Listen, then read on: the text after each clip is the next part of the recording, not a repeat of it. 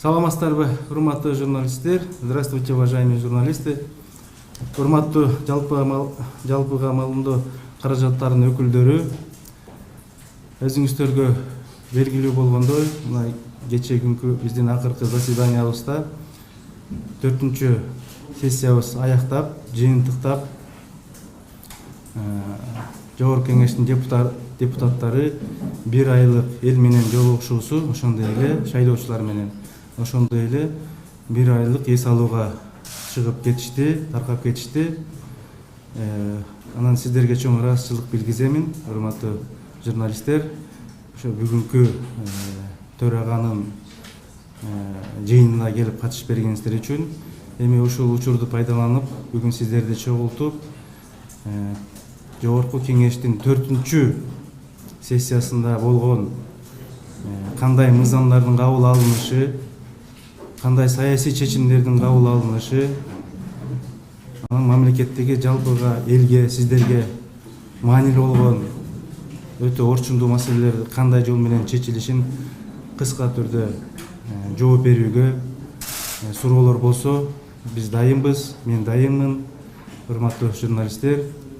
Эми кыска маалымат берсем, мына өзүңүздөргө белгилүү болгондой, 5-чи сессиябызда Жогорку Кеңештин орчундуу көп жакшы мыйзамдар кабыл алынды.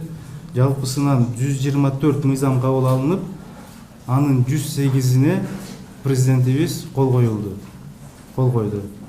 Ошондой эле көптөгөн 615ке жакын токтом кабыл алынып, эл менен жолугушуу болуп, элден көптөгөн арыз муундар кайрылды. Анын баардыгы мына биз сиздерге таркатылып берилди болуш керек. Биздин өзүбүздүн чакан мындай маалымдоо иретинде атайын журнал чыгарганбыз. Бул журналда орусча жана кыргызча тилинде баардык Жогорку Кеңештин 5-чи сессиясында болгон маалыматтар камтылып турат. Бул жерде кандай мыйзамдар кабыл алынды, кандай иш-чаралар болду, депутаттардын эл менен, ошондой эле сырттагы эл аралык жолугушуулар кандай өттү, баардыгы бул жерде тегиз көрсөтүлгөн. Сиздерге таркатылып берилди болуш керек. Карап, өзүңүздөрдө таанышып, өзүңүздөрдүн сайттарыңыздарга бир маалымат берип койсоңуздар деп мен да суранамын. Жалпы кыргыз эли мамлекетти көрсө деген ойду айткым келет. Эми урматтуу журналисттер, биздин 5-чи сессиябызда сиздерди кызыктырган көп маселелер болду. Бул мыйзамдардан тышкарыда биз чоң бир саясий иш алкагында иштерди алып бардык. Муну сиздер да убагында чагылдырып турдуңуздар, тийиштүү саясий эксперттерден ой жүгүртүп, ойлорун алып турдуңуздар. Мунун баардыгын биз да көрүп аттык. Эми мен ошолорго бир аз токтолуп кетсем, эң биринчи ушул 5-чи сессияда бизди мамлекетибизде, Кыргызстанда чоң бир саясий шайлоо болду. Муну баардыгыңыздар билесиздер. Бул Кыргыз Республикасынын жаңы президентин 2017 жылы шайлоо болду. Бул шайлоонун өтүшү, президенттик шайлоонун өтүшү Кыргызстан элин эмес, Кыргызстан мамлекетин эмес, жана башка мамлекеттер, бул Европа мамлекеттерине да кызыктуу болду да, аябай. Кызыктуу болгон себеби таза шайлоонун өтүшүнө алар кызыктуу. Таза шайлоонун өтүшүнө булар баа берди. Ошол Орто Азиядагы Кыргызстан мамлекетинде таза шайлоо болуп, бир адам, бир добуштун ээси болгонун биз тастыктап далилдеп бердик. Мына ушуну көрүшүп, анткени биз Жогорку Кеңеш жаңы мыйзам кабыл алганбыз. Бул жаңы мыйзамдын негизинде шайлоо мыйзамы боюнча идентификация менен, ошондой эле биометрикалык далилдер менен шайлоо өттү. Бул шайлоонун негизинде бир добуш, бир адамдыгын биз далилдеп көрсөткөндө сырттан келген байкоочулар, эл аралык абройлуу уюмдар келди. Мына алар өздөрүнүн баасын берип кетти. Чынында эле Кыргызстанда таза шайлоо өтүп, эл тандаган, эл сүйгөн өзүнүн президентин шайлап алды деген акыркы өздөрүнүн маалыматтарында билгизди. Мына биз ушу менен, урматтуу журналисттер, өзүбүздү ушул демократиялык, парламенттик, демократиялык өлкө экенибизди биз көрсөтүп далилдеп алдык. Бул биздин чоң жетишкендик. Мына бир тараптан эң чоң жетишкен байлыгыбыз деп мен айтып кете алам. Андан кийин орчундуу маселелер чыгып калды. Бул эң болгон орчундуу маселелердин бири өзүңүздөр белгилүү болгондой Бишкектеги ТЭЦтин акыбалы боюнча айды кырсыктап, андан кийин жогорку кеңештин атайын түздөн комиссия түзүлүп депутаттар менен анын жыйынтыгы келип чыкты. Жыйынтыгына бардыңыздар, кандай бүткөнүн көрдүңүздөр. Ошондой эле башкы прокурордун жогорку кеңештин тарабынан, депутаттардын тарабынан бошотулушу, ошондой эле мына кече акыркы өзүнүн арызы менен кеткен акыйкатчынын бошотулушу, жаңы улуттук банктын отчету алынды, тийиштүү, ошондой эле эсептөө палатасынын отчеттору алынды жогорку кеңеште. Бул саясий баалар берилгенин мен силерге тактап айтып кете алам. Суроо туулат болуш керек. Мен алдын ала эле жооп берип коеюн. Алдыңкы ушул ТЭЦ Бишкектин болгон жалжалдыгындагы арасындагы комиссиянын иштеп чыккан жыйынтыгы эмнени көрсөттү, эмнени билдирди деген. Ошол убактагы мына апрелдеги өкмөттүн кетиши, жаңы өкмөттүн шайланышы боюнча сиздерди кызыктырышы мүмкүн. Бул боюнча урматтуу журналисттер, мен жооп берет элем алдын ала эле. Жаңы ошо Бишкектеги ТЭЦте авария болуп, комиссия түзүлүп, комиссия иштеп, жыйынтыгы чыга электе. Ошол убактагы премьер-министр Сапар Исаков өзүнүн апрелге чейинки 2017-жылкы отчетун берем деп комитеттерден ошондой эле тийиштүү фракциялардан ишин алып барып жүргөн. Андан кийин эле апрелдин ичинде оппозициялык биздеги фракциялар бар, билесиздер, мыйзамдуу. Алардын чечимдери чыкты. Иштеп жаткан ошол Исаков Сапар Жумакадыровичтин өкмөтүнө ишеним көрсөтпөө, өкмөттү таркатуу деген сунуштары берилди. Алардын ичиндеги алардын көрсөткөн принциптери, дооттору биз карап, комиссиянын ТЭЦ боюнча комиссиянын жыйынтыгы чыгып калганда депутаттар үстүп менен таанышып, ошол комиссиянын берген жыйынтыгында ошол убактагы премьер-министр Сапар Жумакадыровичтин аты чыгып, ТЭЦке алынган 386 миллион реконструкцияга анын колдонушуна коррупциялык элементтер жаралган экен, мына ошол жерге анын да тиешеси бар деген комиссиянын жыйынтыгында анын аты, ошондой эле бир топ чиновниктердин аттары айтылган. Анан депутаттар, жогорку кеңештин депутаттары, айрыкча оппозициялык фракция, көптөгөн ошол убактагы чылгындуу иштер бар болчу, башка дагы бул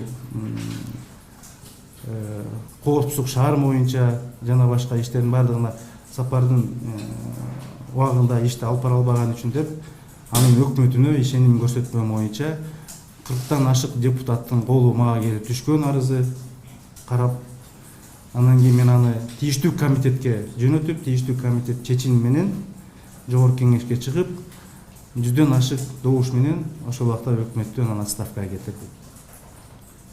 Андан кийин тез арада жазгы талаа иштери келип калды, жумуш көп алды да деп жаңы өкмөттү түзүп, мына бүгүнкү күндө жаңы Абылгазиевдин өкмөтү бүгүнкү күндө ишти алып барып атат. Ушундай маселелерди өзүңүздөр чогуу биз менен көрүп атасыздар.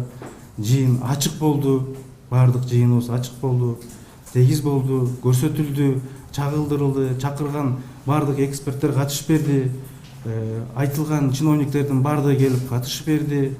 Мунун баардыгы ошо комиссиянын жыйынтыгы менен бүгүнкү күндө тийиштүү, ошого тийиштүү болгон адамдар, чиновниктер бүгүнкү күндө иш тергөөсүндө иш алып барып атат, урматтуу журналисттер. Дагы бизде кызыктуу болгон көптөгөн мыйзамдар кабыл алынды. Ал мыйзамдарга токтолуп кетсем, урматтуу журналисттер, эң биринчи бул мамлекеттик жөлөк пул мыйзамдарын мен токтолуп кетейин. Кыска мамлекеттик жөлөк пул мыйзамында бир аз тартыштык болду. биринчиден 3 окуудан өтүп кайра бир аз кемчиликтер болгон экен, артка кайрылып келип оңдоо түздөө менен ал мыйзамды кайра биз алып чыктык, колдоп бердик. Мына президент кол койду ал мыйзамга. Ошол негизинде элибизге бул биздин баш мыйзамда болгон, конституцияда так көрсөтүлгөн мамлекет элге социалдык камсыз кылуу керек деген пункттар бар. Ошол негизинде биз мынакей 20 жылдан бери 25 жылдан бери социалдык тармакка мамлекеттик тараптан бир орчундуу бир чоң бир мыйзам кабыл алынбаптыр да. Бир көйгөй маселе жашап келген. Мына биз ошону камтып, ошол мыйзам менен ишти алып бардык. Бул мыйзамдын жыйынтыгы кандай болот, урматтуу журналисттер? Эң биринчиден бул биз мурун айтып жүрчүк, мисалы Казакстан мамлекетинде, ошондой эле Россия мамлекетинде, федерациясында, араб өлкөлөрүндө жаңы төрөлгөн балдарга мамлекет тараптан жардам болот экен, бизде бул качан болот деген көп 20 жылдан бери айтып жүргөн бир сунуштар бар болчу да. Мына ошону кантып бүгүнкү күндө бул мыйзамна күчүнө кирип, бизге ар бир үй бүлөдө төрөлгөн жаңы ымыркайга, ар бир үйдө биринчи болобу, 6-чысы болобу, 5-чisi болобу, 3-чүсү болобу карабай мамлекет тараптан 4000 сомдук сүйүнчү бул берилет. Мына бул чоң жетишкендик, бул бюджеттен финансылык каражаттар каралып табылды. Экинчи ушул эле мыйзамдын артында камтыган депутаттар айрыкча көп көтөрдү. Бул 5-чакырылышта депутаттар да көтөрүлдү.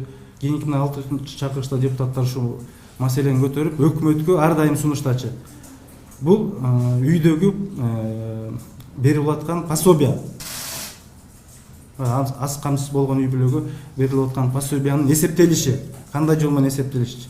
5-чакырылышта биз бир ийгиликке жеткенбиз. Ошол убакта мурун пособия берилгенде үйдөгү доход эсептечи да. Эмне буюму бар. Телевизордон чейин эсептеп туруп, доходун ашып кетет экен деп пособия берилип калчу.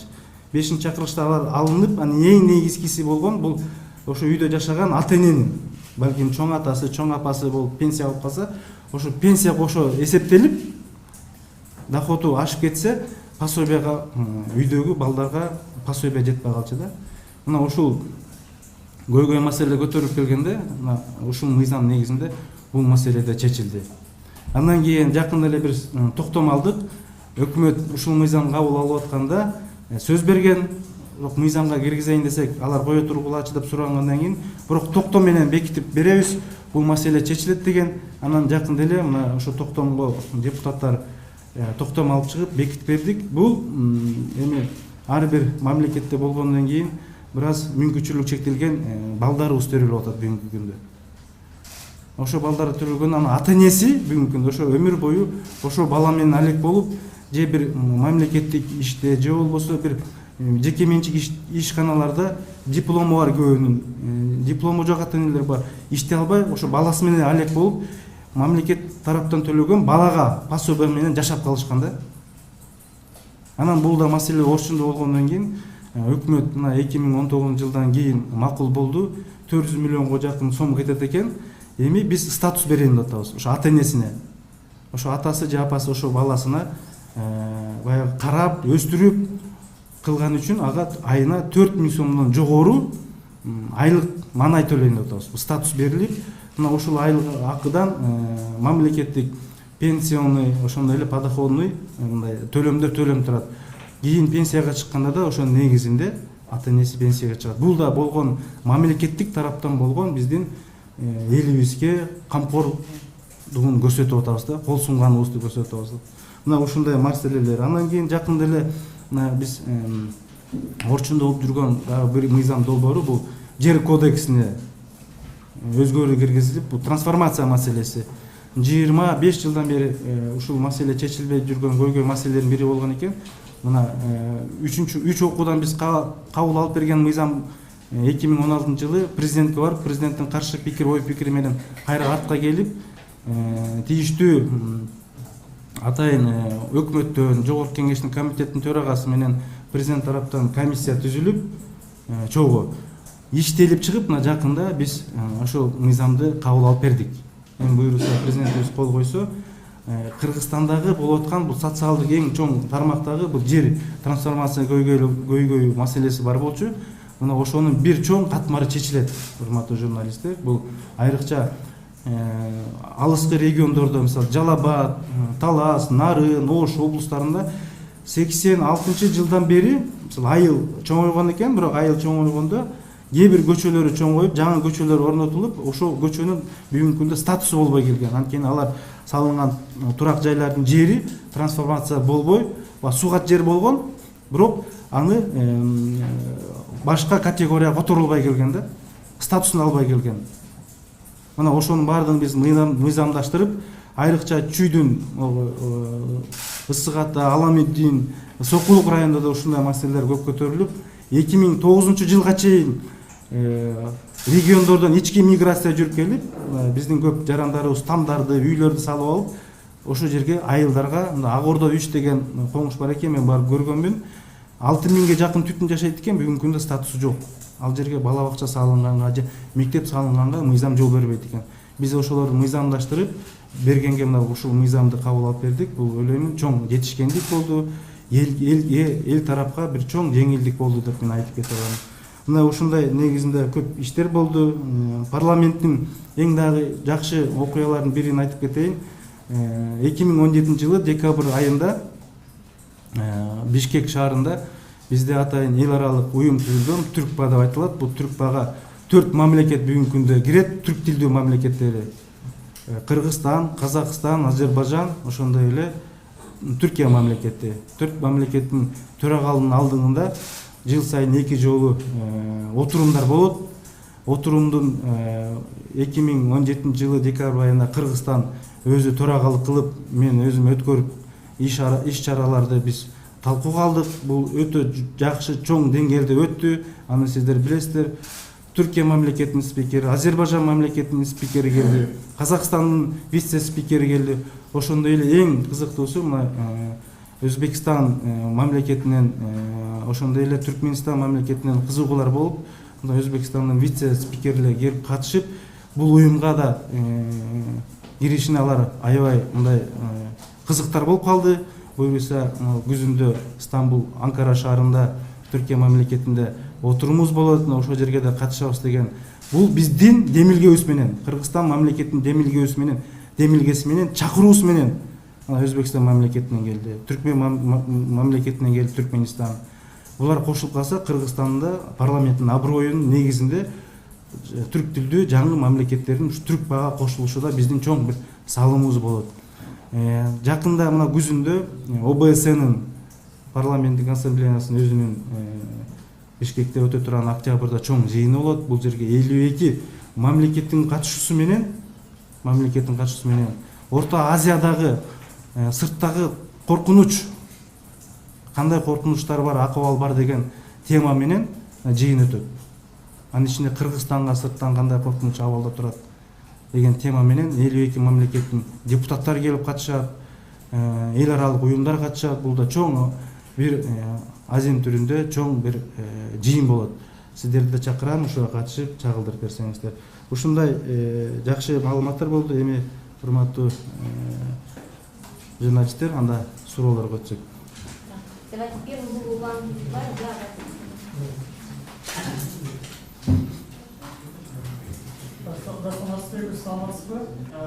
Улан Езбаев, Азаттык. Менин биринчи суроом, жогорку кеңеште быйыл өзүңүз жакшы билесиз, көптөгөн депутаттарга кылмыш иши козголуп, айрымдары мандатынан ажыратылды. Анын ичинде Чыңгыз Айтматов атындагы сыйлыкка бөлүнгөн $30,000 уурдалышы боюнча дагы бир катар адамдарга айыпталды. Анын ичинде эл аралык комитеттин мурдагы төрагасы Аскарбек Шадиев дагы бар да. Анан бул эл аралык сыйлык, КМШнын парламенттер ассамблеясынын сыйлыгы, ушул иш канчалык парламенттин ишине КМШ өкүлдөрүнүн арасында көлөкө түшүрдү, сиздин жеке оюңуз? Анан Шадиевке экинчи кылмыш иши козголду, анан мандаттан ажыратуу маселеси каралабы, көтөрүлөбү? Эгер болсо качан? Биринчи суроо. Экинчи суроо, биз билебиз, буга чейин коомчулукта ушул депутаттардын автоунаалары, жашаган үйлөр тууралуу маселе көтөрүлгөн. Анан биз билгенден азыркы учурда ошол парламентке курулган 12 кабат үй бош турат. Анын тагдыры эмне болот? Эгер ал жакта жашап аткан депутаттар болсо, кимдер? Буга чейинки маалыматтарда ал жакта эч ким жашабайт деп айтылды эле. Ушул эки суроого жооп берип койсоңуз. Үчүнчү, менин жеке өтүнүчүм журналисттердин атынан деле, балким буга чейин өзүңүзгө деле айтылса керек. Сиз боюнча деген сөздү көбүнчө моюнча деп айтып келесиз да. Балким мындан ары ушул сөздү оңдоп жүрөсүз балким. Болгону ушул интернетте социалдык тармактарда депутаттар катары көпсүн айтат ушул тилге байланыштуу. Мисалы маянанын деле маная деген сыяктуу айтып атасыз сиз. Анан мындан ары эске алып жүрөсүз деп ойлойбуз. Анткени парламент бул элдин баарын карап турган чоң трибуна. 2015-тен бери сыйлык берилип турган да, чечилип берилип турган. Андан кийин 2017-жылы бул лауреат такталбай сыйлык берилбесин деп чыккан экен. Бирок биздин жогорку кеңештин бюджетинен $30.000 чыгып кеткен да. Анын негизинде биз мына ички аудиттик жүргүзүү менен текшерүүлөрдү анан биз тактап, тастыктап, анан тийиштүү органдарга бердик. Тийиштүү органдар алып чыгып, өздөрү мына кылмыш тийиштүү адамдарга кылмыш ишин козгоп, кылмыш бүгүнкү күндө жоопкерчиликтерин сотто ошондой тергөөдө жүрүп атат. Анын ичинде биздин депутатыбыз Шадиев мырза моюнча ал ошол убакта эл аралык комитетти жетектеп турган экен. Жетектеп ошондо комитеттин жетекчиси катары ооба 2017-жылы лауреат такталды, ошого каражат бөлүнүп берсин деген катка кол коюп берген экен. Эми ал боюнча тергөө иштери жүрүп атат. Тергөө жыйынтыктаганда бунун аягы келип чыгат. Кимдер кандай күнөө тартат. Ага да экинчи иш козголду, бирок жогорку кеңешке эми башкы прокурор мыйзамдык чегинде алып келсе, аны жогорку кеңеш депутаттар өздөрү чечет, карайт. Экинчи сурооңуз боюнча мен кечирем, боюнча деп көп айтып атам, бирок моюнча деп айтып атам да, мен боюнча деп айтканга аракет кылып атам, бирок бираз айрыкча таластыктар, мен таластык болгондон кийин чындыкты айтайын, баягы баланын тили чыкканда ошо сөзгө көнүп калса оңдош кыйыныраак экен. Бирок мага көптөгөн журналисттер тааныштарым айтат муну. Көп ушу сөздү колдонобуз моюнча деп аракет кылып атам. Мен чындыкты айтайын, аракет кылып атам, бирок кемчиликтерди мойнума аламын, туура эмес. Кечирим да сураймын, эгерде сиздерге туура эмес, жагымдуу болбой болуп калса, мен кечирим сураймын. Жогорку кеңештин башкармалыгы бар, иш башкармалыгынын алдында 30 батирлүү квартиралар бүгүнкү күндө бар. Жогорку кеңеши бул атайын салынган өзүнүн мыйзамдык жолу менен. Бул бүгүнкү күндө бул батирлерде депутаттар жашап атат. 15ке жакын, мен билгениме караганда 15ке жакын депутат бүгүнкү күндө ал жерде жашап атат. Булар кимдер? Бул региондон келген депутаттар. Бишкек шаарында эч кандай батирлери, үйлөрү, турак жай болбогон депутаттар. Мисалы, мурунку айыл өкмөт болуп иштеген депутаттар бар, мугалим болуп иштеп келген депутаттар бар. Мына ошолорго биз берип, бүгүнкү күндө алар бул үйдү служебный катары колдонуп жаткан убагы. Бул чындык. Жогорку кеңештин токтому кабыл алынып атканда, урматтуу журналисттер, биз 15-жылы токтом кабыл албадык белек. Автоунаадан, анан кийин бир жардамчыбыздан баш тартканбыз.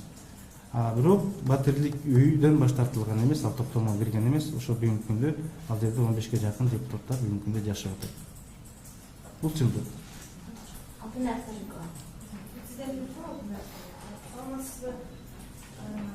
Мен биринчи суроом, спикер катары сиз тезисти айтып кеттиңиз, айтып өттүңүз. Журналист катары биз теманы козгоосуз, аны жакшы билесиз.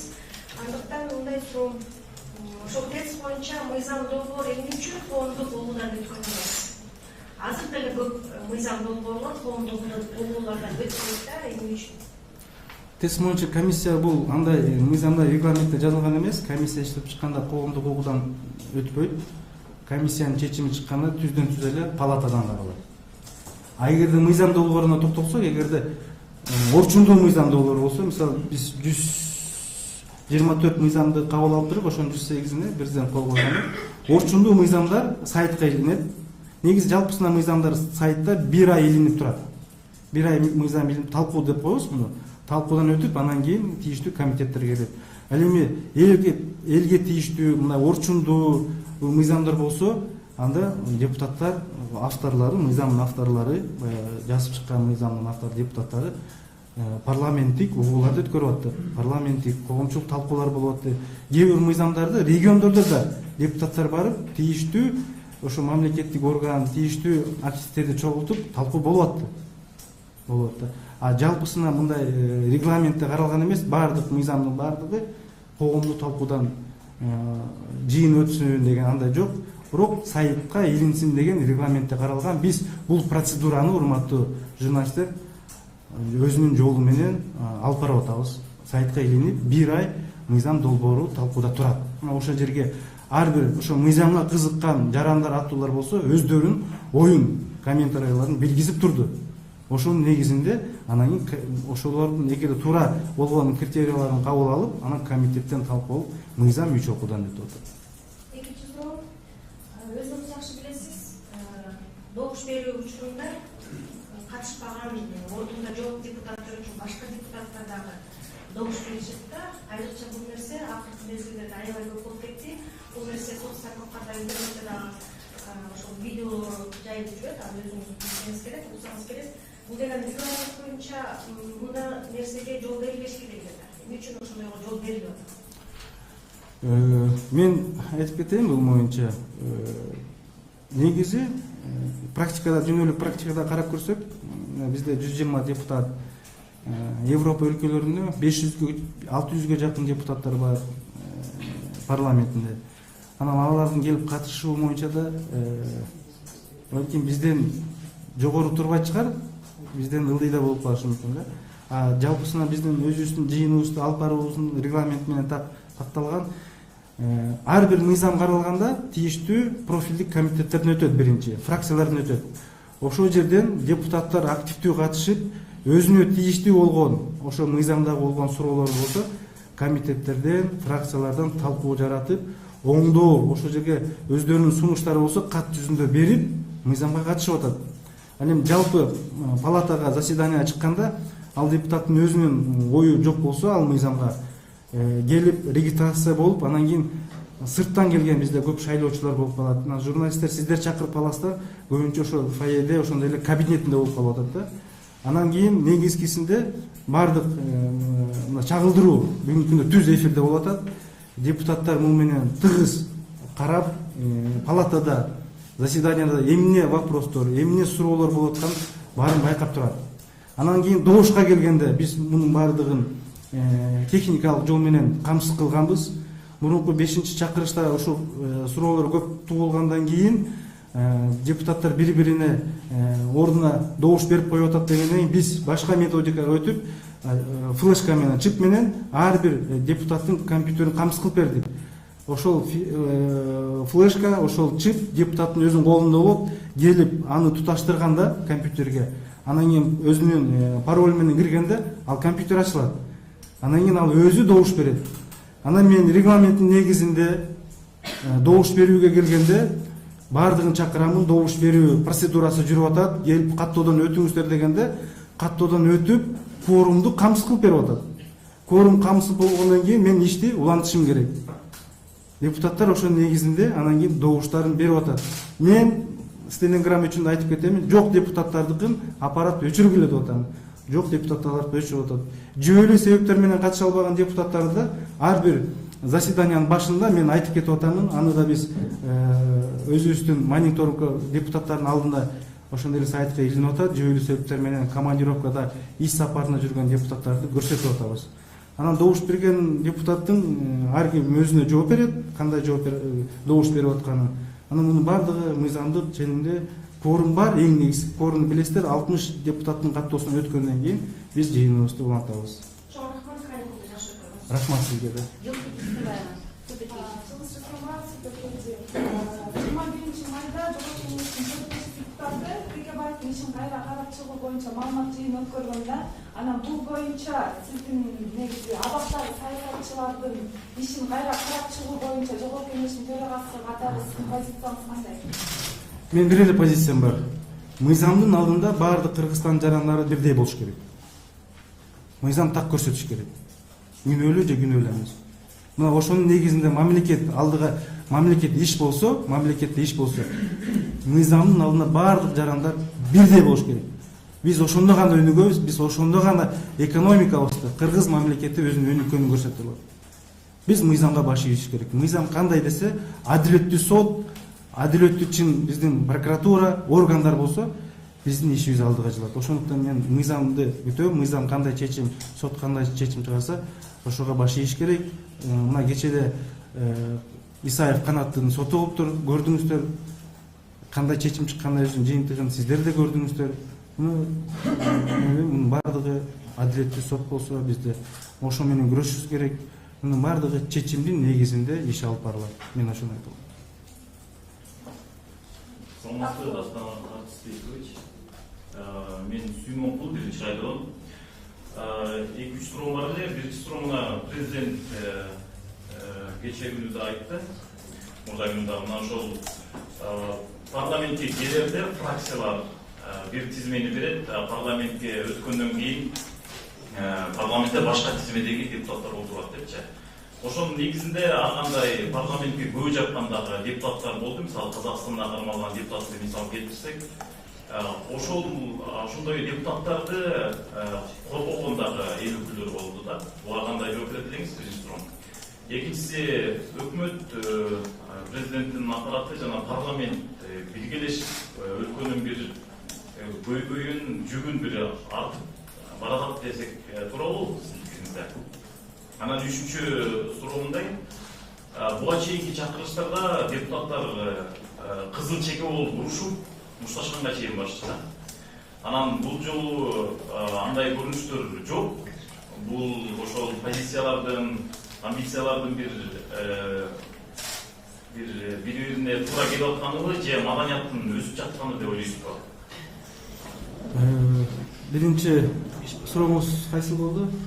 Биринчи суроом жанагы парламентке көбү жаткан депутаттар жанагы тизме боюнча. Тизме боюнча бар. Кече президент оюн билгизди. Буга чейин мыйзам ушундай жазылган да. Атайын жогорку кеңештин анан президенттин тийиштүү мыйзам бар. Биздин конституциялык мыйзам бар. Ошол мыйзамда баардыгы көрсөтүлгөн. Кантип тизме түзүлөт, кантип парламентке партиялар утуп жеңип келет, тизмеси кандай болот, мунун баардыгы мыйзамда көрсөтүлгөн. Ошонун мыйзамынын негизинде депутат болуп келип атат. Айрине коомчулукка белгилүү, сиздерге белгилүү, ошо парламентке өтүп келген партия кийин фракция болуп атат. Анан тизмеде болгон көп маселелер чыгып атат, орчундуу маселелер чыгып атат. ЦИКка барып, мен арыз берген эмесмин, мен ордуна башка бирөө кол коюп койгон деген көйгөй соттошуп атат. Бүгүнкү күндө да соттор процесстер жүрүп атат бул иштер боюнча. Бул кемчиликтерди ана президентибиз урматтуу Сооронбай Шарипович көрүп, билип туруп, ошону айтты кече. Биз эми ушул кемчиликтерди кетирбеш үчүн дагы мыйзамдарга өзгөртүү киргизелүү деген сунуштарды айтты. Мен да кошулам. Ооба, жакшы мыйзамдар кабыл алынган, бирок практикада көрүнбөй турган нерселер болгон, бүгүнкү күндө чыгып калды. Ошону түздөө иретинде мынакей азыр жогорку кеңештин депутаттары айтып кетейин, мен сиздерге дагы мыйзам жазып атат. Ушу шайлоо боюнча. Ушул мыйзамдарда да мен ойлойм, ушу сиз айткан маселелер камтылды. Ошондой көйгөй маселелер кийинки шайлоодо жаралбаш үчүн, ушул камтылып атат. Буюрса 2020 жылкы парламенттик шайлоодо өзгөрүү, ушул мыйзамдарга өзгөрүү киргизсе, жана сиз айткан маселеден биз кутулабыз да. Кийинки сурооңуз парламент боюнча болду. Эмне үчүн бүгүнкү күндө мурунку сазыкта, мурунку чакырылыштын депутаттарында бир аз чатактар чыгып турганын айтканда, мушташтар болуп кеткен деп, бүгүнкү күндө эмне үчүн андай жок деген сурооңузду түшүндүм. Эми урматтуу депутаттар, мен эч нерсе деп айта албаймын. Бардык нерсе мыйзамдын чегинде болуп атат. Балким эртең деле мушташып кетиши мүмкүн депутаттар. Ага эч гарантия жок. Же мен барып айта албайм, мен мушташпагыла депчи. Бүгүнкү күндө акыбал ушул. Парламенттин алып барып аткан иши ушул болуп атат. Бардыгы кээ бир мыйзамдарда, кээ орчундуу маселелерде ою бир жерден чыгып калып атат. Тартышы жок. Тартыш болгон мыйзамдарда саясий чечимдерде болуп атат. Микрофондордон катуу сөздөр айтылып атат. Мушташ болбосо да, бирок катуу, ачуу, чындык сөздөр айтылып атат. Сөйгө кыргызча айтканда сөйгө жеткирилүү сөздөр айтылып атат. Мен төрага катар гарантия бере алам, эртең дагы ушинтип тынч өтүп кетет. Балким бүгүн болбосо эртең жанагындай сөз менен сөз сөздөрү бири бирине дал келбей түшүнө албай калса, жана сиз айтып аткан окуя да болуп кетиши мүмкүн. Ага эч мындай мен кепилдик бере албайм. Ошондуктан негизи парламент мына тынч болуп, маданияттуу иш алып барып атса, экинчи суроо туулуп атпайбы, эмне үчүн мушташпайт деп. Мушташ чыгып кетсе да, балким суроо туулат, маданияты жок парламент экен, булар мушташып эле жүрөт экен дегенде суроолор туулуп калышы мүмкүн да. Ошол үчүн урматтуу журналисттер, бул өзү табигый парламент өзүнүн натуралдыгын көрсөтүш керек. Жасалма болбош керек, чындыкты көрсөтүп туруш керек. Чындыкты, элдин, мамлекеттин көйгөйүн көрсөтүп туруш керек. Экинчи сурооңуз, өкмөт менен парламент бүгүнкү күндө мындай жакшы биргелешип иш алып барып атат. Парламент өкмөттүн да жүгүн көтөрүп атат дегендей маани бердиңиз да.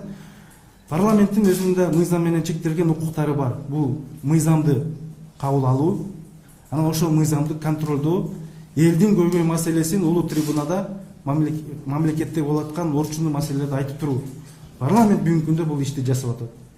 Кетирген кемчиликтери болсо, балким өкмөт көрүп калган кемчиликтер болсо, депутаттар мына эл менен жолукканда, кыргыз элинин депутаттары айыл аймактарга барганда алыскы, балким бир министр басып барбаган айылдар бар бүгүнкү күндөчү. А бирок депутат ошол жерде болуп атат. Ошол жердеги элдин көйгөй маселесин угуп келип атат. Көпүрөсү болобу, жол болобу, мектеп болобу, жана башка социалдык тармактагы маселелер болсо, депутат ошону улуу трибунада келип өкмөткө тапшырма берип атат. Ушул айыл, ушул жылдан бери, мынча жылдан бери каралбай калыпты. Жолу жана башка жагы карап койгула деп. Бул да мамлекетке, өкмөткө болгон депутаттын жардамы биринчиден. Экинчиден болгон түздөн түз көрсөтмөсү, ошону карап койгула деп. Бул да биздин мыйзамдык өзүбүздүн парламенттик ишибизди жасап атабыз. Анан жалпысынан оюбуз эле бир жакадан баш, бир жеңден кол чыгарып, мамлекеттин өсүшүнө, гүлдөшүнө салымыбызды кошоюн деп атабыз. Экономикабыз бийик болсо, экономикабыз күчтүү болсо, элибиздин ден соолугу чың болсо, биз көп жетишкендиктерге жетишебиз. Рахмат. Здравствуйте, Вероника Малышева, Вести Фикшн. Скажите, пожалуйста, сейчас в парламенте есть оппозиция? И насколько она сильна, по вашему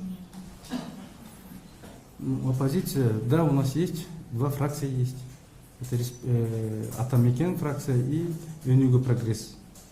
Есть фракции, они свое слово говорят всегда. То, что неправильно действует правительство или большинство количества, они всегда озвучивают свои мнения. Есть. Я хочу это сказать. Спасибо. Лейла Саралаева. Газета «Новые лица», Лейла Саралаева. Наша редакция делает ряд интервью с сотрудницами милиции и сотрудницами ИДН. И каждая из них поднимает такую проблему, что необходимо принять законопроект, который бы обязывал родителей, которые уезжают в трудовую миграцию, официально и юридически оформлять опекунство их детей на родственников, так как именно вот сотрудники милиции отмечают, что семейное насилие, проблема семейного насилия над детьми мигрантами стоит очень остро. Если будет инициирован такой закон, поддержите ли вы его? Считаете ли, что он необходим? И существует ли вообще проблема семейного насилия детей мигрантов? Эгерде бул мыйзам долбоору келсе, мен караймын, мен колдоймун, тийиштүү комитеттерге бул мыйзам жөнөтүлүп, бул каралып чыгыш керек. Бирок жеке менин оюмду эмесе, мен сизди колдоймун, бул инициатива жакшы. Эгерде бул мыйзамды кайсы депутаттар же өкмөт тараптан сунушталса, менде сабактар болуп киргим келет да бул мыйзамга. Туура маселени көтөрдүңүз. Проблема существует. Бүгүнкү күндө бар, бирок аны мыйзамды азыр биз мыйзам жол менен дагы тактап чечип коюшубуз керек. Иретине коюшубуз керек да. Биздин коомчулукка, биздин элге керектүү мыйзам болсо, биз муну колдойбуз.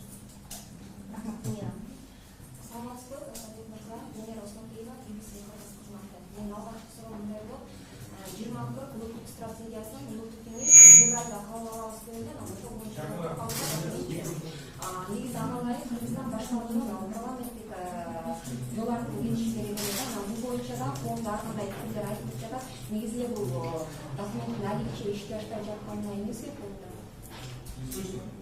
Кайталап коесузбу? Артча кайталап коесузбу? Артча. Микрофонго туралы микрофондо сүйлөйдү. Ошондон сурооңузда жазып калдым. Генерал Кукеева, BBC кыргыз кызматы. Алгачкы суроом улуттук стратегия боюнча болмокчу. 20 улуттук стратегиясы улуттук кеңеш февралда кабыл алабыз деген, бирок алигиче документ кабыл алынган элек. Негизи бул документке ылайык парламент Кыргызстан башкарууну парламенттик жол аркылуу келиши керек эле да. Анан бул боюнча дагы коомдо ар кандай пикирлер айтылып жатат. Негизи эле документтин алигиче кабыл алынбай жатканынын башкы себептери эмне? Улуттук стратегия проектиси мен билишимге караганда төрөгө июль айынын августтун башында каралат, отурум болот. Бул жаңы азыр өзгөртүүлөр менен кирет да. Анан сиз айтып берип аткан парламенттик стратегия, парламенттик өлкө катары кетиш керек эле деп. Бүгүнкү күндө биз урматтуу журналисттер, парламент өзүнүн ишин жасап атат. Конституциябызда так көрсөтүлгөн беренесинде парламенттик президенттик өлкөдө билесиздер, туурабы? Парламент бүгүнкү күндө өзүнүн ишин жасап атат. Парламенттин иши эмне бүгүнкү күндө? Коомчулукка керектүү мыйзам, мамлекетке, өкмөткө керектүү мыйзамдарды кабыл алуу, аны контролдоо функциясын жүргүзүү.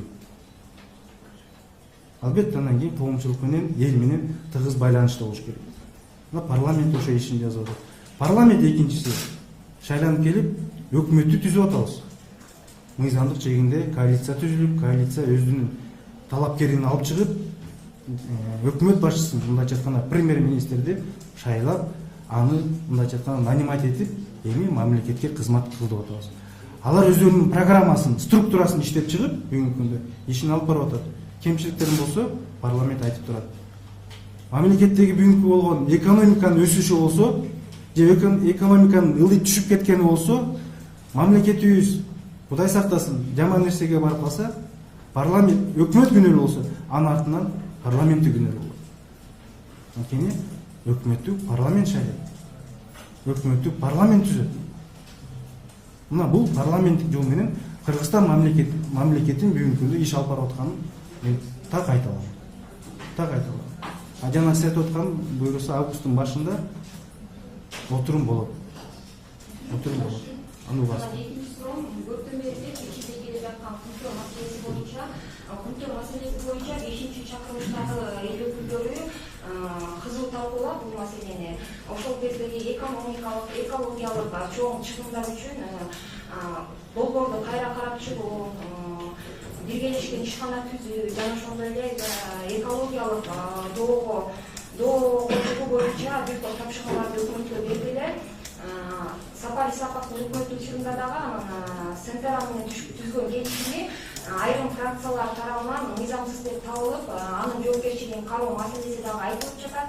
Анан ошол кезде парламенттин Кумтөр маселесин чечүү боюнча тапшырмасынын аткарылышын жогорку кеңеш кандай көзөмөлдөп жатат? Кумтөр маселеси боюнча мурунку өкмөт башчысы келишим түзгөн. Бирок бул келишимди бүгүнкү күндө жаңы өкмөт башчысы келип, Абылгазиев Мухаммедкалый Ишекевич. Өткөндө мен бир аз мындай кабар алдым. Жаңы келишимдер каралып атат азыр.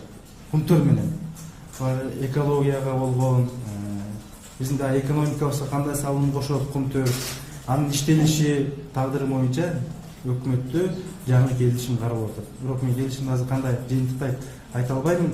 Андан кийин тийиштүү комитетке бул келиши күтүп атабыз биздин жогоркубуз. Бул комитетте каралып, тийиштүү комитетте өзүнүн жыйынтыгын берет. Бирок мен ойлоймун, бул өкмөт Кумтөр менен Кыргызстандын мамлекетинин ортосунда болгон көптөгөн бүгүнкү күндө суроолор жаралып келет, чечилбей кеткен. Мына ошол чечип, эң негизгиси мамлекеттин, элдин кызыкчылыгы болгон келишимди карашат болуш керек. Жыйынтыгы ошо менен бүтөт болуш керек. Мурунку айтып аткан биздин экономикабызга, айрыкча экологиябызга төлөнө турган төлөмдөрдүн суммалары дагы көбөйүшү мүмкүн. Муну эми биз жакында угабыз, муну өкмөт айтып чыгат, тийиштүү комитетке да бул маселе каралат, ошондо кеңири бул талкууга да түшөт. Ақтілек Жігіткісі, қолы бірінші канал, алтын жаңалықтар каналы.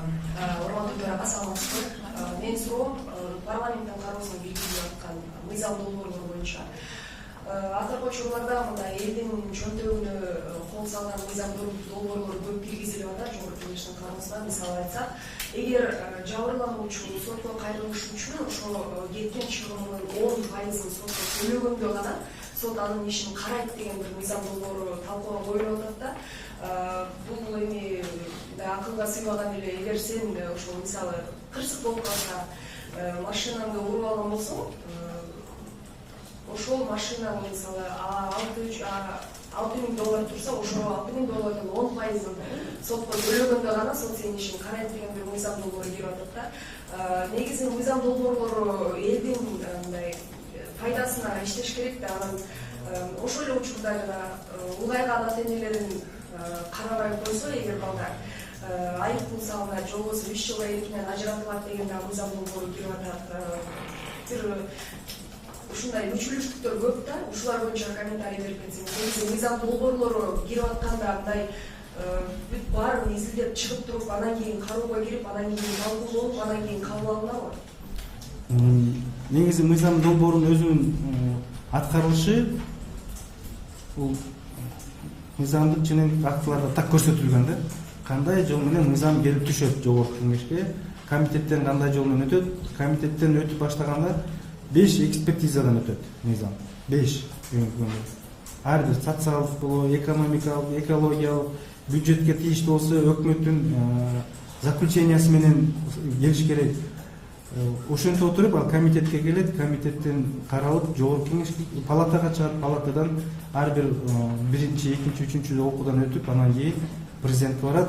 Президентке барганда да, эгерде президенттин аппаратынан өкмөттөн сурайт, бул мыйзам кандай кабыл алынса, мамлекетке кандай таасири бар, оюңарды билдиргиле деп дагы бир мындайча айтканда суроо болот да. Өкмөт эгерде биз бул мыйзамга каршы эмеспиз, аягында ооба бул мыйзам керек десе, анан президент бүгүнкү күндө кол коюп атат. Анан күчүнө өкмөт өтүп кеткен мыйзамды кайра карап, бул мыйзам мындай бул мыйзамга карама каршы келет экен, же конституцияга каршы келет экен, же болбосо биздин бүгүнкү бюджетибизге, казынабызга туура эмес келет десе, президент көбүнчө мына каршы ой пикирин билгизип кайра комиссия түзүлсүн деп жөнөтүп атпайбы. Анан жана сиз айтып аткан экинчи сурооңуз ата-энелер боюнча эми бул мындай да, урматтуу туугандар, мыйзам ата-энесин таштап койсо эле барып камап коюу эмес. Биз азыр тартипке чакырып атабыз. Да, кээ бир шарттар болсо, шарттары туура келбесе, атасы менен апасынын ортосунда, бир баласынын ортосунда, атасы менен, ата-эне менен баланын ортосунда шарттар туура эмес келсе, ооба алып барып каралар үйүнө бүгүнкү күндө мамлекет карап атат. Бар да кээ бир баягы бузулуп кеткен балдар бар. Келип алып ата-энесине кол көтөргөн балдар бар. Эниге кол көтөргөн балдар бар. Мына биз ошолорду тартипке чакырайын деп атабыз. Ошолорду тартипке чакырайын деп атабыз. Айрыкча мына кыргыздын өзүндө менталитетинде бар да, мындай нерсе ол көргөн эмес. Мына акыркы күндө коомчулук бир аз өзгөрүп кетти. Ушундай көп болуп баратат. Колунда бар балдар даже бир аз туура эмес жолго түшүп алып, ата-энелерин таштап кетип атат. Ата-эне деген ыйык нерсе да. Бардыгыбызда ата-эне бар. Ата-энелерде өмүр сүрөбүз. Апабыз 9 ай бизди көтөргөн.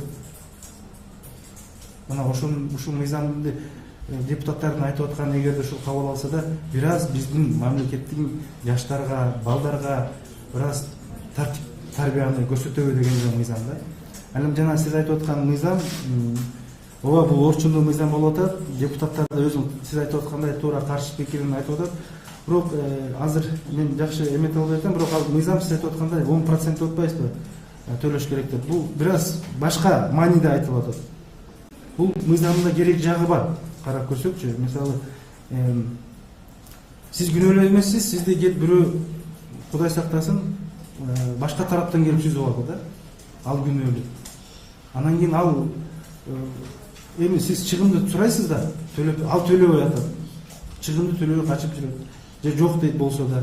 Мына ошондо ушул мыйзам күчүнө келсе, ошол тарапка иштесе, мына сиз ошондо айтасыз, акыйкат, адилет, сот деп айтасыз да. Көрдүңүзбү? Сиздин укугуңузду коргоп атат. Мына ошол жагында да ушул мыйзам иштелет, бирок бул мыйзам али толук бүтө элек. Кошумча алымчалар менен депутаттар сунуштады. Муну өкмөт карайбыз дейт. Аягына чыгат. Элге иштеген, элге туура кылган, элдин акысын жебеген, элдин чөнтөгүнө салбаган мыйзамдар болуш керек. Бирок, урматтуу журналисттер, укук бар. Ар кимибизде укугубуз бар. Биздин өзүбүздүн укугубуз бар. Мыйзам менен чектелген. Бирок биз милдеттерди да билишибиз керек. Анын артында милдет да бар да. Ошол милдет менен биз иш алып барсак, бүгүнкү күндө биз тегиз, камсыз болгон мамлекет мыйзам менен жашайбыз да. Милдеттерибизди да билишибиз керек. Анан бизге укук берип койду деп эле укугубузду эле айта беребиз да. Милдетти бузулуп атпайбы? Балки милдетти бузуп атат. Ошо милдетти да аткара билиш керек да. Ошондой.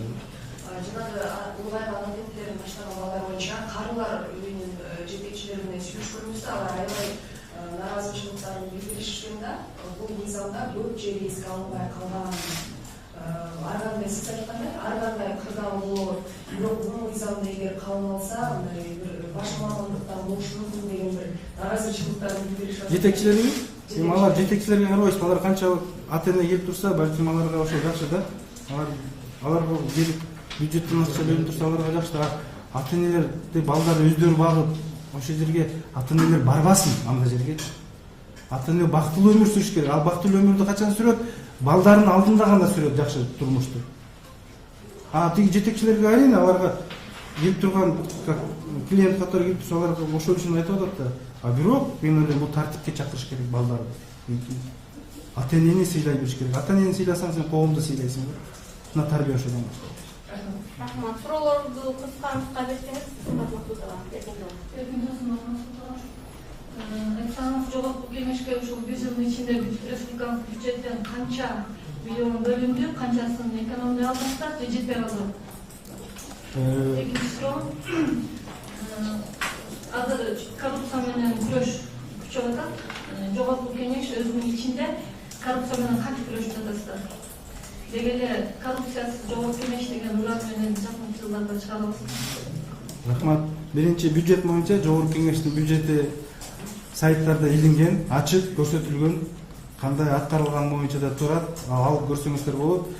Ар бир жылы мен айтып кете алам, эконом болуп атат. Эконом болгон каражатты биз кайра бюджетке, мамлекеттик бюджетке өткөрүп берип атабыз. Жалпысынан 786 миллион деп биз прогноз беребиз, бирок аягында келгенде 760 миллион менен жылды жаап атабыз да. 20 миллондон 30 миллионго чейин биз эконом болуп атабыз. Аны биз кайра мамлекеттик бюджетке төлөп берип атабыз. Анан эми жалпысынан 786 урматтуу журналисттер миллион деп жогорку кеңештин бюджетин алып туруп эле 120 депутатка бөлүп коюп атат да. Кээ бир сайттарчы. Ойлосоңуздар 786 миллионду же 760 миллионду 120 депутатка бөлүп алып эле бир депутатка мынча сумма тиет экен деп эле коомчулукка таркатып жүрүп атат да. Бул жогорку кеңеште 120 депутаттан башка аппаратта канча деген биздин эле аттуулар, биздин балдар, кыздар иштеп атат. Балки 1000ге жакын. Мына ошолордун айлыгы, ошондой эле соц фондторго төлөмдөрү бар. Налогко подоходный налог деп анын төлөмдөрү бар. Кайра эле 30-40 миллионго жакыны биз кайра эле ошо налог аркылуу, соцфонд аркылуу биз мамлекетке кайрып берип атабыз, айлыктарыбыздан сиздердики сыяктуу эле. Анан кийин аппарат иштейт, жогорку кеңештин алдындагы башкармачылык иштейт. Мына ушунун негизинде бул бюджет топтолот да. Урматтуу журналисттер, ушуну мына маалымат берсеңиздер, 760 миллионду эле 120 депутатка бөлүп алып бүгүнкү күндө таркатып атат. Бир депутатка канча миллиард сом тиет экен, булардын бизге кереги бар, окуп чыгыш керек деп ойлойм. Бирок жалпы маалымат берип турсаңыздар, коомчулукка да жетип турса, сиздердин колуңуздарда чындыкты жазалы. Туура эмес кемчиликти болсо айтыңыздар, жазып чыгыңыздар, биз көрүп алып, аны оңдойлу, ошо менен күрөшөлү. Анан коррупция менен, урматтуу журналисттер. Мына көрдүңүздөр, ТЭЦ боюнча депутаттардын да аттары айтылбадыбы? Мына барыңыздар. Мына ошо айтылган депутат бүгүнкү күндө тергөөлдө, убактылуу камакка алынды. Мына коррупция өзүбүздөн да, жогорку кеңештин парламенттин ичинде да болот. аты айтылып калган ошол чечимге, жогорку кеңештин чечимине, ТЭЦ Бишкек боюнча комиссиянын чечимине депутаттын аты айтылды. Көрдүңүздөр, мына бүгүнкү тергөөдө убактылуу камакка алынды. Ошондой эле урматтуу журналисттер, бүгүнкү күндө комиссиянын чечиминин негизинде мына коррупция менен мен айта алам күрөшүп атабыз. Эки экс премьер-министр бүгүнкү күндө тергөө жүрүп атат үстүнөн. Убактылуу камакка алынды. Бул эбегейсиз бүгүнкү күндө мен айта алам коррупция менен күрөшүп атканын көрсөтүп атабыз. Президент баш болуп өзү, өкмөт, парламент туурасын туура деп айтып чыгып атабыз. Келечекте мамлекеттин каржысына, мамлекеттин казынасына, элдин акысына кол салган чиновниктерди көрсүндүрүп атабыз. Ким ушундай иштерге барса, анын арты эмне менен бүтөөрүн да биз көрсөтүп атабыз. Буга жараша мыйзамдарды биз иштеп чыгып атабыз. Колдоп атабыз, алып келген өкмөт алып келген мыйзамдарды колдоп атабыз коррупция менен күрөшүү. Мына ушундай иштер менен биз эбегейсиз күрөшсөк, токтолбой биз көп ийгиликтерге жетебиз. Тышкы карызды төлөө боюнча чоңсу элдин арасында бир келишип атат, сизге кандай карайсыз? Бул боюнча өкмөттөн айтылып кетти, ушундай атайын эсеп ачылат деп. Азыр биздин жогорку кеңеште депутаттарыбыз бар, айрыкча Жолдошбаев, Камчыбек Жолдошбаевич инициатива көтөрүп атат. Ошол жогорку кеңештин алдында, башкармачылыктын алдында бир фонд ачалы деп сүйлөшүп атабыз азыр. Юридикалык жагын карайбыз. Эгерде юридикалык жагы жол берсе, бул фонд ачып, биз мажбурлап бирөөнү акча төктөбөйбүз. Кимдин өзүнүн иш адамдары болобу, бизнесмендер болобу, калоосунда 1 сомдон 1 тыйындан башталса да берсин деп атабыз көңүлүнө.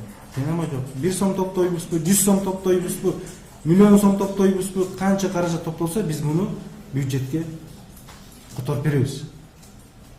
Бирок көптөгөн сунуштар түшүп атат, беребиз дегендерде көп маалыматтар келип атат. Азыр юридикалык жагын карап атабыз. Бул ишке ашпаса, биз жогорку кеңеш өзүнчө бул иш кадамга барайын деп атабыз. Буйрусу. Наталья Любимовна, давайте порядке очереди. За последнее время после президентских выборов произошли довольно серьезные политические трансформации в нашей стране. И вот скажите, пожалуйста, как вы считаете, есть ли основания на фоне всего происходящего для досрочного розыска парламента? И как вы думаете, почему все-таки Кыргызстан после парламентских выборов вступил в такую политическую трансформацию? Почему такой преемственности, как вы говорилось, до выборов не было соблюдено? Распуск парламента, я скажу конкретно, пока до конца срока будет работать парламент. Распуск парламента когда будет? Это когда депутаты сами решат это. Это в Конституции, в регламенте, все ясно, точно написано, вы сами знаете, да? А если мы будем до конца срока будем работать, это 6-й созыв, а время покажет, как они, народ сами скажет потом результат, народ сами скажет, вы сами скажете. Еще надо 2 года потерпеть чуть-чуть. Ну, надеемся, мы ради блага государства парламент будет работать. Я это хочу сказать. Оснований для распуска вы не видите? Нету, никаких оснований нету. И по трансформации, почему не соблюдена была преемственность такая, почему такая трансформация происходит? Я скажу так, понимаете, это все пределы закона, все. Пределы закона происходит. Ради блага, кто хочет работать ради блага, все. А родственник, друг, это второй вопрос. А ради блага, честность здесь, прозрачность надо обеспечить. Ради блага государство на все готово. Парламент именно. И все.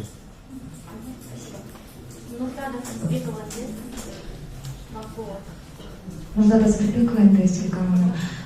Дасман Сырбекович, эки маселе бар сиздин позицияңызды белгиледиңер. Биринчиси, кош жарандылык боюнча акыркы убакта Жаныбек Сырбек уулунун Казакстанда кармалгандан кийин дагы башка депутаттарда ушундай бар деп келиптер жүрүп атат. Бул боюнча депутаттык мандатын ажыратуу гана чара көрүлөт да, ошондо жаза аны катаалдандыруу керек деген боюнча да айтып атат. Сиздин боюнча позицияңыз биринчиси, экинчиси буга чейин Назар Бекрамов ушу жер-жерлерге барганда бизди тааныбай калып атат.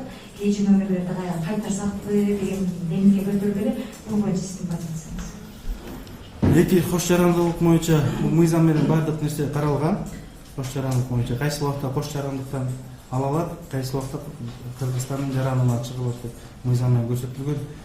Ооба, бул албетте өкүнүчтүү окуя болуп кетти.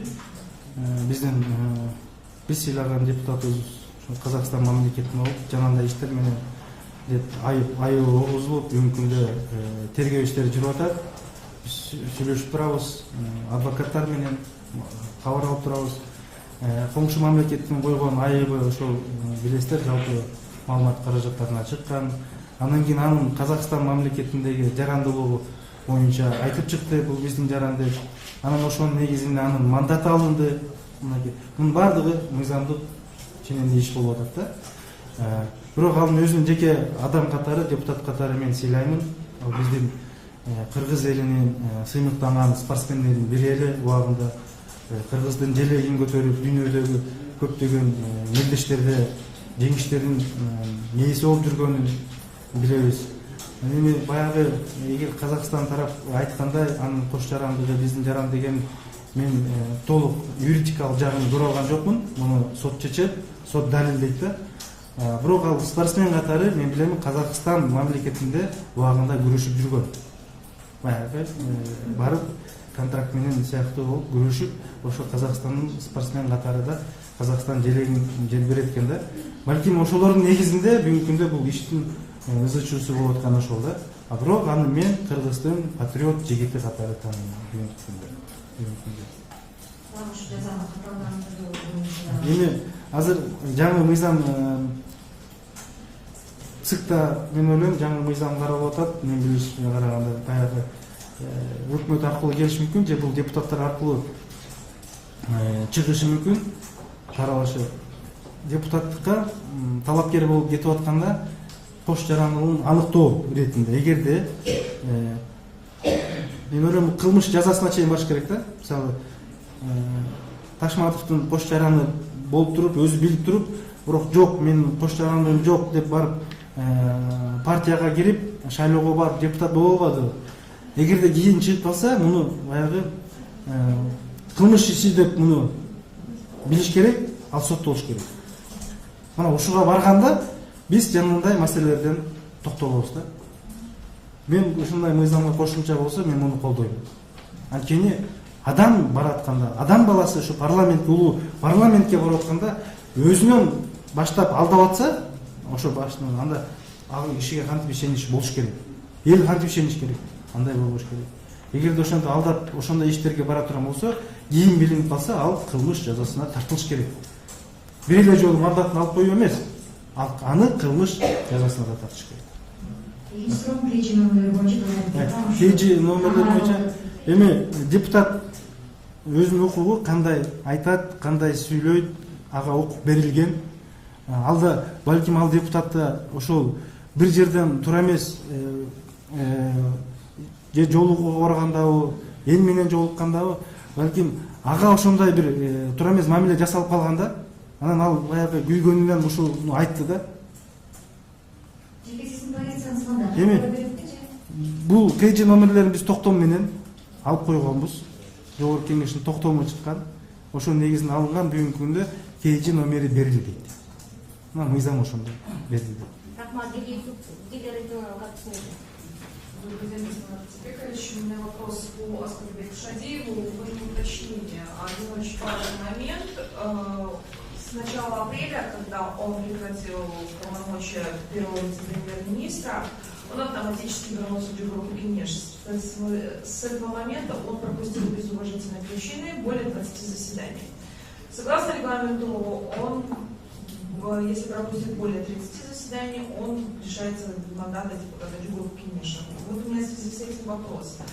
В вашей отчетности вы указываете отсутствие Канатбека Исаева, вы указываете отсутствие Асманбека Артыкбаева по уважительным причинам, понятно, где они находятся. Почему у нас никак не фигурируют Оскорбек Шадиев в документах? И когда вы примете решение по мандату Шадиева? Если он соответствует документу не представляет нам, мы такие будем указывать. Ну вы вообще его не указываете? В документах Не указываем, он же... Да. вообще... Значит, у нас отсутствует, нет его. А если у нас комитет, регламент, будет рассматривать по этому вопросу. Если 30 дней, как вы сказали, надо лишиться мандата. Лишиться мандата. Еще один вопрос. У парламента есть замечательная функция контрольная. Вы принимаете очень много законопроектов, и насколько вы, как парламент и как спикер, отслеживаете исполнение и качество принятых законопроектов? Потому что очень многие жалуются на то, что многие законы принятые в конечно, не работают. Депутаты много объясняют тем, что не поняли, о чем они голосовали, о чем вообще законопроект. Это как раз таки связывается с тем, что очень многие отсутствуют на состоянии. То, что голосуют депутаты, они сами отвечают, на что голосуют. Сами отвечают. А по поводу контроля исполнения закона мы осенью будем проводить парламентский часть. Вы сами увидите, будем проверять, как действуют законы, как это исполняется в Корейской Республике. Осенью мы планируем. Последний вопрос у меня еще в отношении правительства, в частности, ваших заявлений по поводу внешнего вида членов правительства. Вам так важно, как они выглядят? Это зависит и влияет на их работу? Вот, извините, это да, очень важно, потому что это парламент все-таки. Парламент. И тот является госчиновником, тем более. Там сидели замминистры, сидели. Мы должны же этика держать. А есть разница между длинным рукавом с короткой рубашкой и... Не, можно короткими руками, хотя бы галстук. Или белую рубашку. Однотонную рубашку можно одеть, понимаете? Они же одеты, у них видели, как они сидели. Без галстука, там разноцветные рубашки были у них. Понимаете? Это весь народ Кыргызстана, это заседание, сессию смотрит, понимаете? Это просто так, неэтично. Неэтично просто. Поэтому я им предупредил. Ну и последний вопрос, где вы проведете свой отпуск? Я, конечно, хочу в Джалабад поеду сначала, потом в Таласский регион уже есть, и в Сыкуль. Спасибо. Так планирую, пока так планирую. Тынчтык атмыш говорите. Birinci soru senin cevap atarı sınava tutan ilk meseleden üstüste birincisi sınav arası boyunca toplum bağlılığından ikincisi olsa safari sak şeydeki hükümetli işlerin gösterdiği getirildi. Şu ilk mesele kararı atkanda hazırlıklı jana murdağı prezidentler tarafından ödülün сұраныштар oldu. Açalıq Тыныштык мырза, мен чындыкты айтайын, ооба апрель-май айында өтө жалпысынан парламентте аябай катуу, мындай айтканда ысык өттү да. Көрдүңүздөр баардыгыңыздар. Саясий чечим кабыл алынды. Бирок мен тарапка эч кандай чабуулар болгон жок. Эч кандай чабуулар болгон жок. Азыркы президент тарабынан, мурунку экс-президент тарабынан сунуштар же бир кайрылуулар болгон жок. Мен болгону мыйзамдын чегинде, регламенттин өзүнүн чегинде жыйынды алып бардым. Токтомду добушка койдум. Бардык нерсе депутаттардын көпчүлүк добушу менен бул саясий чечим чечилди. Демек, иш ушундай өттү. Эч кандай кысым же эч кандай чабуулар сырттан болгон жок. Мен аны тастыктап, далилдеп сизге айта алам. Чындык. Экинчи суроо ушу баш мыйзамда жазган авторлордун бири Өнүкү Чекебаев мурдагы итегиларын айтты да. Мен бул конституцияны жазганда мамлекетти мындан ары ким башкарат деген суроодо ким күчтүү болсо ошол саясатта тартып кетет деген рельске салып койдум. Эгер президент күчтүү инсан болсо, күчтүү саясатчы болсо, мамлекетти президент башкарат. Эгер өкмөт күчтүү инсан болсо, күчтүү саясатчы, стратег болсо, башкалар менен сүйлөшө алса, саясий күчтөрдү бириктире алса, өкмөт күчтүү болуп кетет. Эгер төрага өзүнүн эң күчтүү инсан катары көрсөтсө, күчү бар болсо, авторитети бар болсо, төрага мамлекетти башкарууда эң биринчи адамга айланат. Сиз өзүңүздүн күчүңүздү кандай каалап атасыз? Саясатта ким күч, ушул күч адамдын кимиси Кыргызстандын саясатын башкарган деп айтасыз? Тынчтык мырза, мен бир эле тилегим бар. Мамлекетибизде кызыкчылык үчүн, сиздин кызыкчылыгыңыз, элдин жалпы элдин кызыкчылыгы үчүн мен бардыгына дайынмын. Мамлекеттин кызыкчылыгы үчүн бардыгына дайынмын. Мен ойлоймун, бүгүнкү күндө жалпысынан президент, парламент, өкмөт чогуу чапа бир ишти алып барсак тырмакта, чындык менен, таза жол менен, адилеттик жол менен биз ошондо гана өнүккөн таза Кыргызстан мамлекетин көрө алабыз. А эгерде саясий оюн болуп туруп, 3 бийликтин бутагы президенттики, парламент, өкмөт ар кимиси өзү кожоюмун деп ар жакка тартып отурса, мамлекеттин келечеги болбойт анда. Болбойт. Саясий гана күрөш болуп туруп алат ортодо. Саясий гана күрөш болот. Энергиянын бардыгы, убакыттын бардыгы ушу саясатка өтүп кетет. Эл каралбай калат, мамлекет каралбай калат. Ошондуктан бир жакадан баш, бир жеңинен кол чыгарыш керек бүгүнкү күндө. Биз алдыңкы мамлекетти өзүбүздү көрөбүз десек, сиздер да жардам беришиңиз керек ал үчүн. Албетте бирок кемчиликтердин оңдоо, каталарды оңдоо менен. Ошондо гана. А саясатчы өзүнүн, мен депутат катары, өкмөт башчысы катары ал өзүнүн аброюн эл тандайт. Эл өзү тандоо. Тарых көрсөтөт аны. Мен ушуну айтам. Буга чейин президент Сооронбай Жээнбеков аймактык лобби боюнча отчусын пикир айтты эле. Кайсы аймактан аткан элер көп болсо, инвестициянын болгон гранттын баардыгы ошол аймакка агылат депчи. Бул да негизинен көбүнчө жогорку ишке мүнөздүү болуп чыгат. Кайсы аймакта депутаттар көп болсо, ошол аймак, ошол айыл штаттын маселеси көбүрөөк көтөрүлөт да, чечилбей калган, каралбай калган региондор бар. Жогорку иш үчүн тең салмактуулукту сактай албай жатат. Бул жактан мындай кандай иш алып барыш керек? Мун боюнча мындай жооп берейин. Парламенттик шайлоо боюнча атайын мыйзам каралган. Ошол мыйзам негизинде башында айтып кеттим, парламент түптөлөт. Мыйзам негизинде. Анан кайсы аймактан депутат болбой калып, бүгүнкү күндө суроолор бар да. Ошо эл ошого өзүнүн ошол жерден мен депутат болом чыккан биздин азаматтарга добушун бере албай койгон, ал өтө албай калды. Мыйзамдык жолунда. Анан азыр мен сиз менен бир нерсени такташып алайын. Мен азыр бир окуяны айтып берем да, мындай. Бирок буну сиз менен экөөбүздүн ортобузда даярданып алган деп ойлоп калышы мүмкүн да. Просто сиздин сурооңузга мен азыр бир жооп берем да. Бул чындык болуп калат. Чындык болуп калат. Жумгал Нарын облусунда Актала району бар. Актала, мен ушу Нарын облусун кыдырганда Актала районуна эл менен актив менен жолуктум. Алар ушу туура сиз берген суроону берди да. Урматтуу төрага Дастан Арцыбекович, биздин район канча жылдан бери депутат чыкпайт. Президентибиз айтты эле, ушул бүгүнкү күндө ким кайсы региондон депутат чыгарып алса, ошонун мектеби салынып атат, ошол жердин жолу салынып атат. А райондон депутат чыкпай калса, ошол аймактан каралбай калып атат деп президенттин айткан сөзү мага айтты да. Аны мен өзүм оюм билдирдим, рахматымды айттым Актала районуна. Анан мен ошол жерден өзүм айттым, мен сиздерге депутат болуп берейин деп. Актала районунун депутаты болуп бердим мен. Ошол жерден 2 кишини өзүмдүн коомдук кеңешчи кылып алдым. Мына жакында келип, алар ошо көйгөй маселелерди Актала районуна айтып кетти. Жана бүтпөй аткан көпүрө маселесин көтөрүп чыгып атпадыңыздарбы, журналисттер? Мына ошо көпүрөнү бүтүрдүк. Мына мен өзүм башында туруп, министрлер менен сүйлөшүп, көпүрөнү бүтүрдүк. Дагы бир социалдык объекттер бар экен, каражаттар чечилбей калган. Мына ошону чечтик. Мен сизге мына мисал катары айтып атам да, бүгүнкү күндө албетте бар аймакта, бирок бардык жерден тегиз депутат, ошол жердин депутаты же министр чыксын деген андай болбойт. Болушту мүмкүн эмес. А мыйзам алдында бардыгыбыз тең болсок, мыйзам алдында бардыгыбыздын мүмкүнчүлүгүбүз бирдей болсо, Кыргызстан ошондо кандай. Два последних вопроса коротко зададим и пойдем неформально общаться.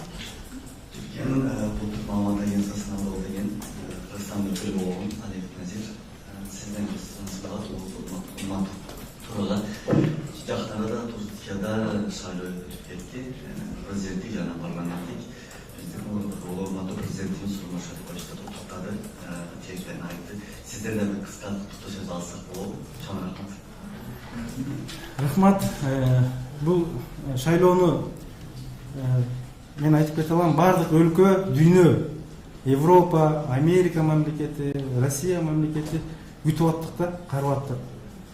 Менин өзүм оюм айтып кетейин, мен аябай толкундандым бул шайлоодочу. Анткени мурунку президенти, азыркы утуп келген президент Эрдоган мырза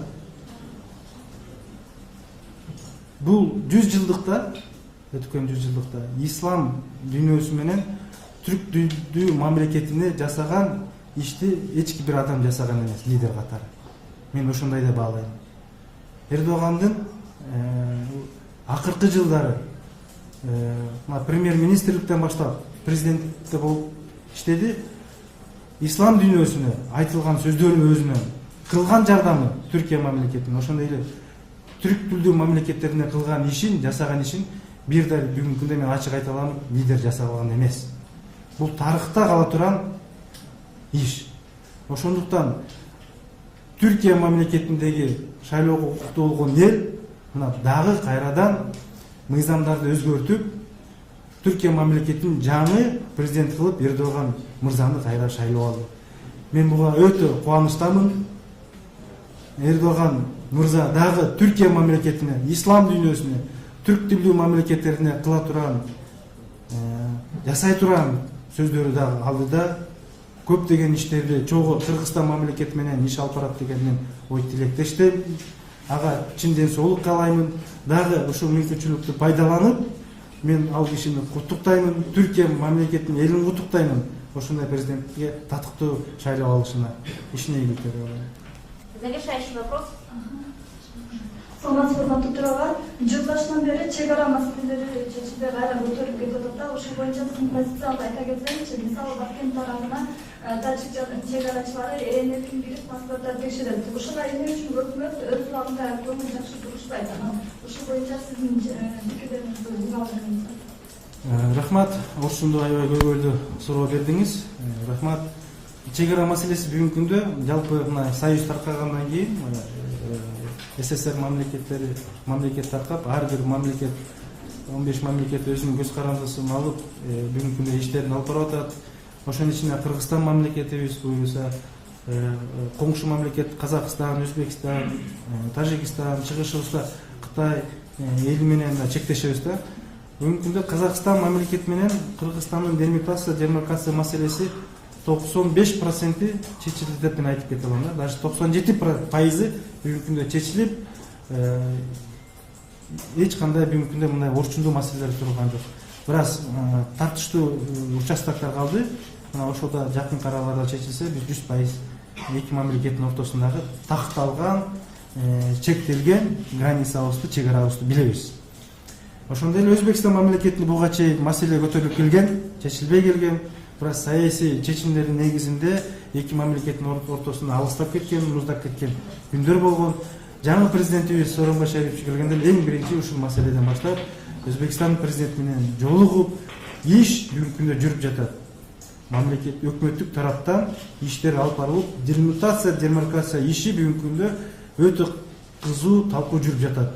Көптөгөн чечилбей калган, баягы мындайча айтканда тартыш жерлер бүгүнкү күндө чечилип атат. Мен айтып кетет элем, 85-90% бүгүнкү күндө Өзбекстан мамлекети менен чечилди. Кийинкиси Тажикстан мамлекети. Ооба, Тажикстан мамлекети менен биздин президентибиз, Тажикстан президенти эки жолу жолукту. Аягында Кытай мамлекетинде шосто жолукканда Тажикстан мамлекетине сүйлөшүүлөр болду. Азыр өтө тез арада чара көрүп, эки мамлекеттин ортосундагы демаркация маселеси чечилсин деп өкмөткө тапшырма берилди. Буга тийиштүү комиссиялар бүгүнкү күндө толугу менен иштеп, эми тоолуу жерлерде, тоолуу райондордо бүгүнкү күндө чечилген. Эң негизгиси бул айылдагы поселкалардын ичиндеги болуп аткан тартыштуу маселелер көп экен. Ал тарап 24-жылкы картаны алып чыкса, коңшу мамлекет, биз 36-жылкы, алар 52-жылкы карталарды алып чыгып, бүгүнкү күндө орчундуу тартыш маселелер болуп атат. Бирок жыйынтыгы буйруса чечилиш керек. Ошол маселелердин баары чечилип, ар бир точкалар аныкталып, демаркация чечилгенден кийин бизге тийиштүү сооружениялар, ыкмалар курулгандан кийин жанагындай болуп аткан окуялар, ок атуулар, бири-бири менен ошо менин жерим, сенин жериң деп талашкан иштердин баары чечилет. Буга урматтуу журналисттер, мен айтып кете аламын, убакыт керек, бир аз иштер кызуу жүрүп атат. Аябай талкуу кызуу болуп атат. Тез арада бүтүргөнгө өкмөт аракет кылып атат. Ар бир отурум ошол мамлекетте болуп атат, биздин мамлекетте болуп атат. Комиссиялар катуу иштеп атат. Жакынкы жылдардын ичинде бул маселелер да чечилет, аягына чыгат. мына 25 жылдан бeri чечилбей келген маселелер жакынкы жылдары бүтөт. Мен силерге сөз берем. Муну бүтүрбөсөк, албетте элге биринчи эки мамлекеттин элдин ортосундагы баягы карым-катнаш өтө начарлап кетип атат, жанагындай окуялар болуп кетип атат. Анан кийин эки мамлекеттин ортосундагы бир мындай муздап кетип аткан акыбалды ушул алып келип коюп атат да. Бирөө келип таш менен уруп коет, бирөө келип дагы туура эмес билбей туруп границага кирип кетип аскер кызматкерлер кармоо болуп атат. Муну чечиш мамлекетке, өкмөткө кызыктар бүгүнкү чечиш керек. Жакынкы жылдары бул чечилет. Буйрусун. Урматтуу кесиптештер, уважаемые коллеги, на этом мы завершаем пресс-конференцию Турала итоговую и всех просим пройти на заседание. Там мы можем... Анда урматтуу журналисттер, сиздерге чоң рахмат. Ишиңиздерге ийгилик каалаймын.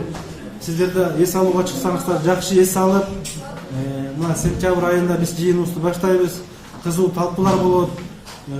Баары жакшы мыйзамдар кабыл болот. Эл үчүн деген, мамлекет үчүн деген. Мунун баардыгын сиздер менен чогуу көрөбүз. Ишиңиздерге ийгилик каалаймын.